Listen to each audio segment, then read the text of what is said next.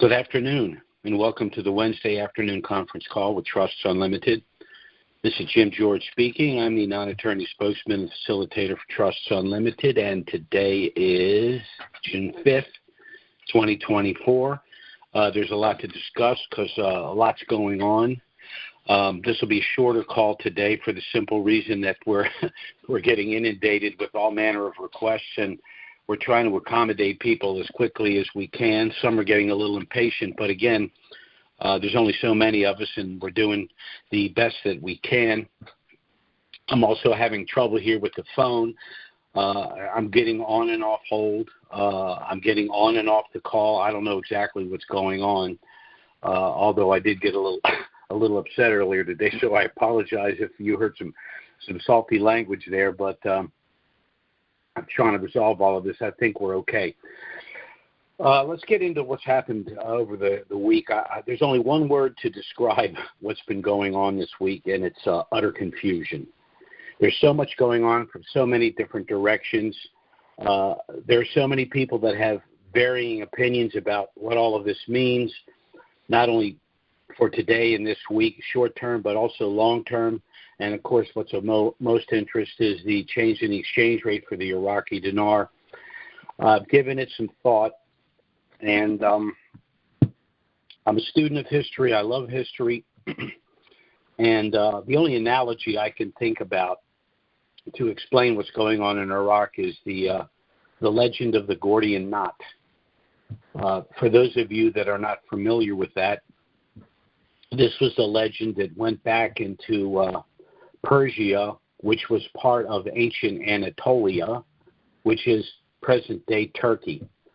And as the legend goes, there was a very intricate knot tied to an ox cart, and the legend was that if anyone could unravel that knot, they would be the king of all of Asia. They would be the conqueror of Asia.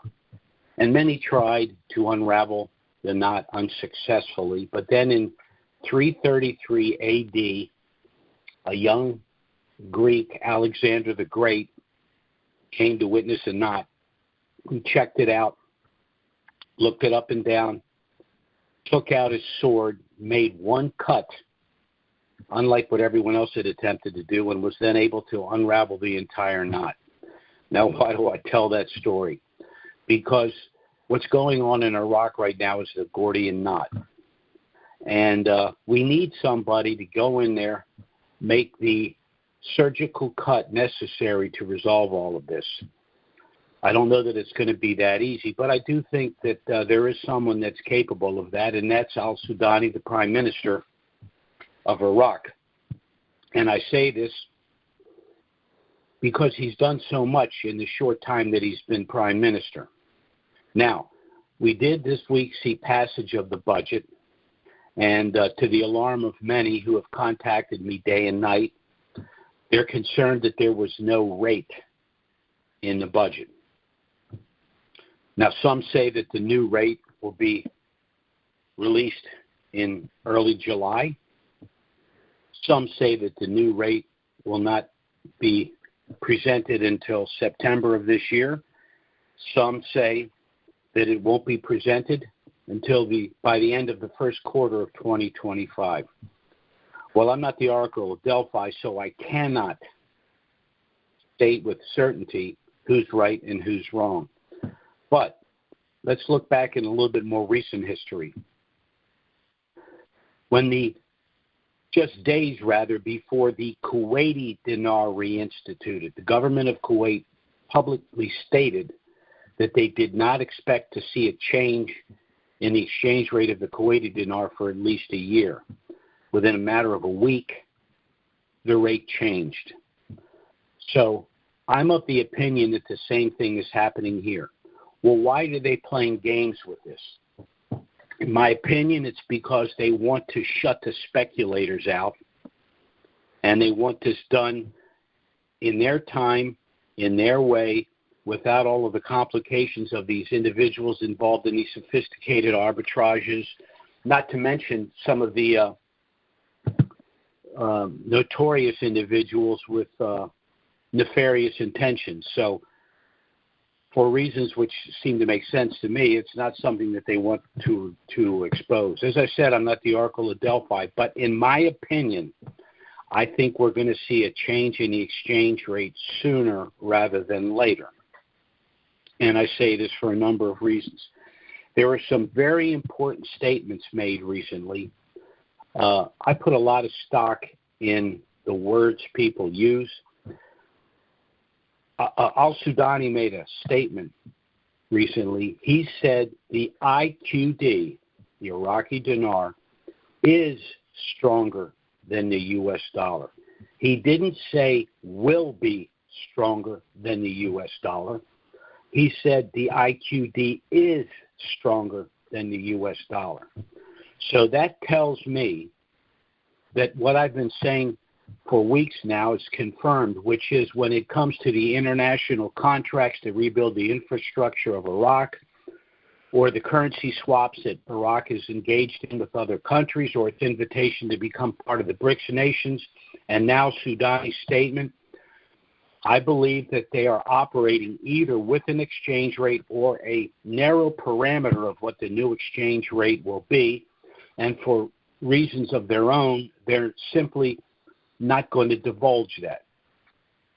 We also know that over the last decade, with the passage of their one-year budgets, the IQD fluctuated nonstop, and it fluctuated, from anywhere from 900 to 1,600 against the U.S. dollar. So we know that the rate can change with the budget that's been passed.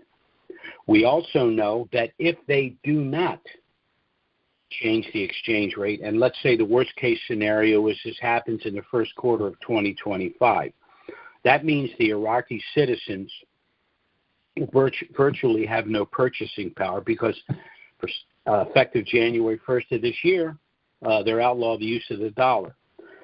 And that runs the risk of solder reemerging with all of the protests that came with it, and it could result in a no-confidence vote in the parliament. So it seems to me that they're going to need to move a little bit more quickly with the exchange rate.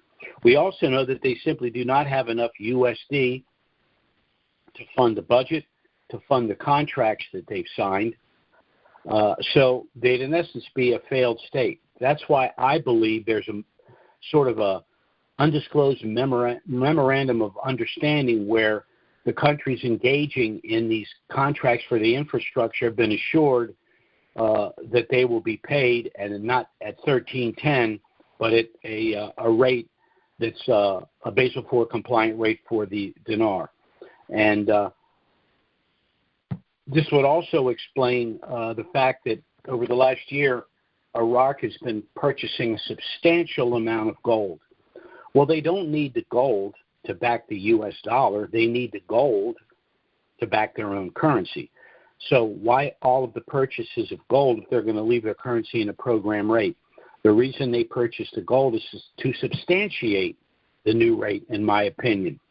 We also see that the parallel market is closing.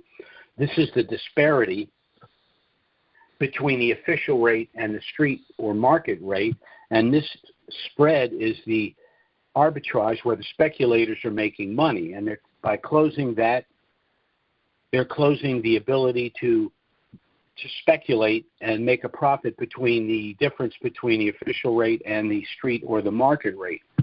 We also know that it's been over 200 companies now that have been banned from the buy-sell window, which to me is an indication that they're shutting down the auctions, and they're starting with certain companies that are involved in some kind of nefarious activities.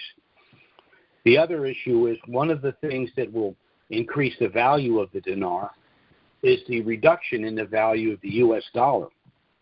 And the clown show in Washington has done a fantastic job in the last 3 years of basically destroying the dollar. They've printed somewhere between 7 and 8 trillion additional dollars to flood the market. And, of course, when there's a greater money supply, the purchasing power of the dollar drops, not only in terms of the purchase of goods and services in country, but the value of the dollar against other currencies. we can see that the Russian ruble and now the Chinese yuan are being accepted by some countries for the purchase of oil. The BRICS nations, of course, have made no bones about the fact that they intend to have hegemony over the global markets and remove the U.S. dollar. So everything is moving, unfortunately, to a substantial reduction in the value of the dollar. Now, we do want the dinar to increase in value against the dollar. We do not want the dollar to be reduced in value against the dinar and other currencies, and unfortunately, that's what's happening. Now, the first important statement I mentioned was the one made by Soudani, where he said that the IQD is, present tense, present perfect, is stronger than the U.S. dollar. But there was another statement issued by the CBI that said that the budget has certain fiscal control mechanisms. Fiscal control mechanisms means they have a mechanism to ensure the balance between revenue and expenditures. In my opinion, what they're saying, without saying it, is that they have a mechanism to change the exchange rate post facto after the budget has been approved. Yes, if they change the rate, they're going to have to do some math. Yes, the Parliament would have to approve the new rate, but it's the CBI, not the Parliament, that determines the rate. So the Parliament would be left to either leave the budget situation completely uncontrolled, or they would have to honor the CBI's change in the exchange rate and accommodate that by making the appropriate changes lawfully within the budget. So that's basically where we are. I don't have a lot to say today. This has been a very confusing week. Everyone expected to see a rate along with the budget, and that's what I wanted to see as well. But the fact that the budget passed without a rate does not mean that we have to go another year to see a change in the rate for all of the reasons that I've just explained. But we got another situation that we have to deal with, and that's what's going on in this country. Because this country right now is circling the drain. The administration either doesn't know what the hell they're doing, or they have a very dark agenda and they're pretending to be incompetent when in fact they have very clear intentions, and I can't see anything that's going on here that bodes well for the country. We are hearing a lot about saving our democracy and how Trump's a threat to the democracy and how Trump has to go to jail and all of that. When an incumbent is not running on his record but trying to destroy his competition, that should tell you that he can't run on his record. This is how they plan to save our democracy. They want to print so much money that the dollar is virtually worthless. We've got inflation that could take years to unravel. Election fraud is obvious to any rational person with an IQ above room temperature. The left wants to stack the Supreme Court. So after claiming that the Supreme Court is not a fair judicial body because it's imbalanced, want to put immediately 4 progressives on the court. So that argument doesn't fly. They want to end the Electoral College. The Electoral College is the method by which we elect a president. The president is elected by the people and the states. The election itself is no different than the passage of a law. When a law is passed, a federal law, it must pass both the House, which represents the states by population, and the Senate, which represents the states equally by having 2 senators in each state. The Electoral College is composed each state with the number of House representatives and Senate seats. So the population is represented by the number that represents the House.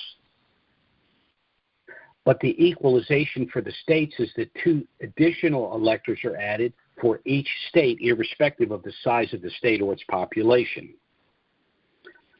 And they want to end the Electoral College. They also want to end the Senate filibuster. The House votes on things purely by population within the House. The Senate protects the minority, and one of the ways it does that is by having the same amount of senators for each state and by requiring that you have 60 or more vote to pass a law. So a filibuster is when 40 or more senators want to filibuster a bill and discuss it more. It can be done. They want that ended. They also want to stack the House. When a lot of illegals are now being funneled to other northern blue states, notice they don't complain because they've been brought in and move them out of the state. They complain and say we need more money from the federal government.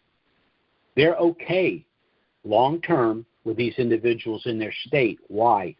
Because when the 2030 census is due, they want illegals, non-citizens, to be included in the Senate, which thereby gives those states more representation in the House.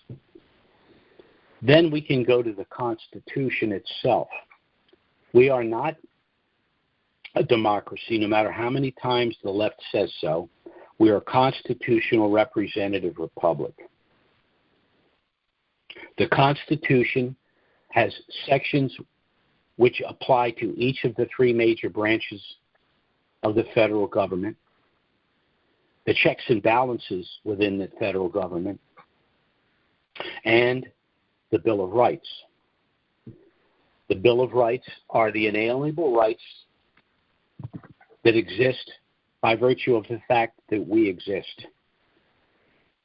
And what the left wants to do is amend or repeal the First Amendment, your right to free speech; Second Amendment, your right to keep or bear arms; the Fourth Amendment, your right to privacy; the Fifth Amendment, your right to due process; the Sixth Amendment, your right to face your accuser and defend yourself from a specific crime; and the 10th Amendment, states' rights. Let me just touch on the Sixth Amendment really quickly. We just saw the conviction of Donald Trump in New York, which to me is blatant election interference. And they denied him a number of rights, but the Sixth Amendment, they cannot tell you what law he broke. How can you defend yourself when they say, oh, it was a such and such violation? No, we need the code. We need the specific law that was violated. They can't tell you what it was. In addition, the judge did not require that a unanimous finding of guilt over a specific law. They were able to find him guilty by the majority, by totality, but not of the same law. So we don't know, and they cannot tell you specifically what law he violated. This is not good. This is all the more reason you need to establish your family asset protection trust. I'm going to be very brief here because, as I said, my phone's blowing up here. You establish this trust to preserve your privacy and your anonymity. Unlike LLC, sub-S corporations, family limited partnerships, etc., this trust is registered in no city, county, municipality, or state. Everything in this trust is sealed. This trust cannot be pierced unless someone can go to a court and show cause that you either defrauded them or committed some criminal act. This trust will allow you to avoid IRS scrutiny because you are the recipient of what's in the trust, but the actions of business occur within the trust. The trust will allow you to avoid the cost and delay of probate. The trust will allow you to avoid the federal estate tax, which can be as much as 65% of your estate, in excess of $12 million. The state also provides, and especially if you're a denarian, asset protection both pre- and post-RV. Pre-RV, it allows you to avoid the Uniform Fraudulent Transfer Act. Very simply, You have 10 million dinar you purchased for $10,000. You transfer the currencies to our trust. They subsequently revalue for $10 million. But you can only be sued for $10,000. Why? Because that's what the value of the property was when you transferred it out of title to the trust. Post-RV, this trust protects your wealth from future bad acts by segregating your assets, therefore limiting how much you can be sued for.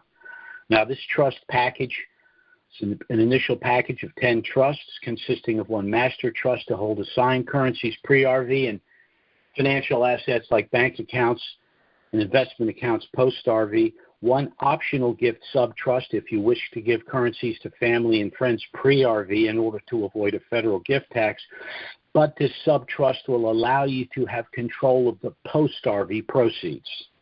And then 8 additional sub-trusts to hold physical assets like homes, cars, boats, etc.